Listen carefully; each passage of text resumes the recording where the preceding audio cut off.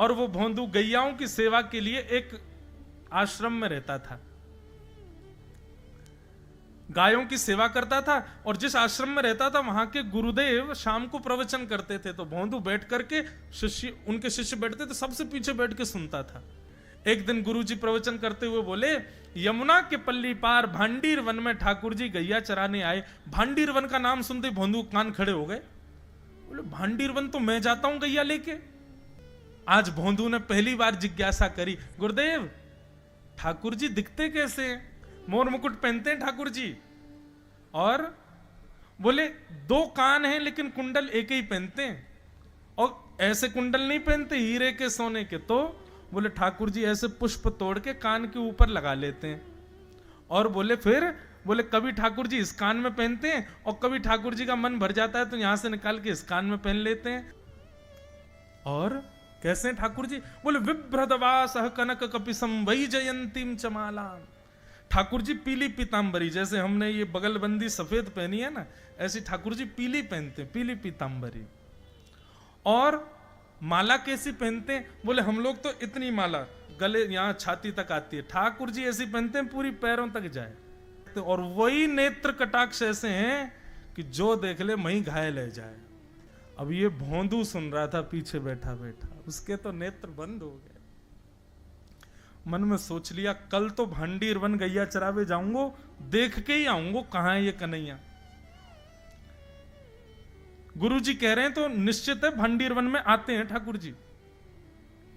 भोंदू अपनी गैया लेकर के भांडीर वन पहुंच गया। गैया चर रही थी, अब भोंदू ढूंढ रहा है, कभी वृक्ष के नीचे जाके देखे, कभी कहीं देखे, कभी ढूंढे कहीं से चंदन की सुगंधी आ जाए। गुरुजी बता रहे थे उनमें से चंदन की सुगंधी आती है तो पृथ्वी पर नासिका रख करके कहीं पैर के निशान दिख जाते तो उनको सूंघ, ताकि इसमें चंदन की सुगंधी हो, क्या पता कन्हैया यहीं कहीं हो। सहज भाव पर, उसके उस सरल भोंदू पने पर ठाकुर जी रीझ गए। वो में योग्यता ना है, वो ठाकुर जी मिलना है रहे। इतने में ही देखा सामने से असंख्य गायों का झुंड आ रहा है, और भोंदू ने जैसे उन गायों को देखा, ऐसी गाय कभी देखी नहीं, अलग गाय, सींग चमक रहे हैं, सींगों के ऊपर के भाग में सोने चांदी मढ़े हुए हैं, ऐसी ऐसी सुंदर सुंदर तंदुरुस्त गैया। और जैसे ही उन गायों ने बीच से मार्ग छोड़ा, तभी देख रहा है भोंदू पीतांबरी पहनी है, गले में वैजंती माला धारण की है, सिर पर पाग पहनी है, एक कान में कुंडल है, मंद मंद मुस्कुरा करके दतुइयां दिखा रहे हैं, कटाक्ष नेत्रों से कभी इधर देख रहे हैं कभी उधर देख रहे हैं, अपनी वेणु को कमर में कस करके गैयाओं के गले में गलवैयां डाल करके श्याम सुंदर भोंदू की तरफ चलते भय आ रहे हैं। ये दृश्य देख करके हाथ पांव कांपने लगे भोंदू के, नेत्रों से अविरल अश्रुधार गिरने लगी।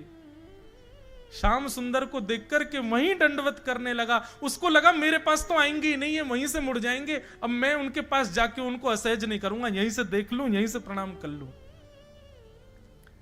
लेकिन जैसे जैसे प्रणाम करके ऊपर देखता, ठाकुर जी और पास आ रहे हैं, और पास आ रहे हैं, और पास आ रहे हैं। जैसे ही ठाकुर जी आकर के बैठे, भोंदू के पास शब्द नहीं है, हाथ पैर कंपित हो रहे हैं, उसको सूझ ही नहीं रहा करूं क्या मैं, इनके लिए क्या बिछाऊं, कहां बैठाऊं। ठाकुर जी ने अपने आप ही भोंदू के गले में हाथ डाली, अरे तेरा नाम कहा है?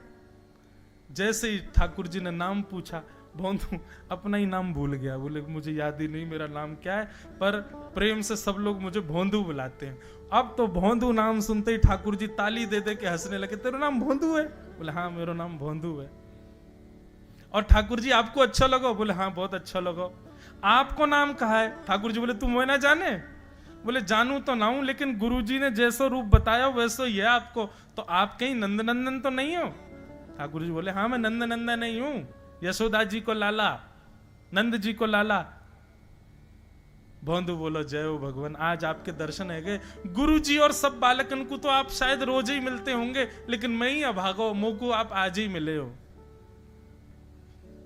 ठाकुर जी बोले अब चल बात मत बनावे, जल्दी कछु खवा, मुंह को भूख लग रही है। भोंदू एक कपड़े में रोटी बांध के उसमें मिर्च और गुड़ रख करके लेके गया। 2 रोटी थी। भोंदू ने जैसे खोली, एक रोटी ठाकुर जी के सामने धर दी, एक अपने पास रख ली, बोले मैं भी तो खाऊंगा। ठाकुर जी ने बढ़िया रोटी ऐसे घुमाई और प्रेम से गुड़ खामे और रोटी पान लगे प्रेम से, और ठाकुर जी तो चप चप करके नेक देर में पा गए। भोंदू तो भूल ही गयो, मुँह खानो भी वो ठाकुर जी को ही देख रहा है। ठाकुर जी बोले और जोर की भूख लगी, ला अपनी रोटी दे दे। भोंदू बोलो मुँह को भी भूख लगी है। बोले अच्छा चल आधी आधी खा ले, या मैं ते आधी तू खा ले आधी मैं खा लूं, दोनों खा लिए। कल ते नेक्स्ट से ज्यादा सी रोटी ले आइयो, भूख ज्यादा लगे, और सुन यही समय आइयो, मिलूंगा कल भी तोते।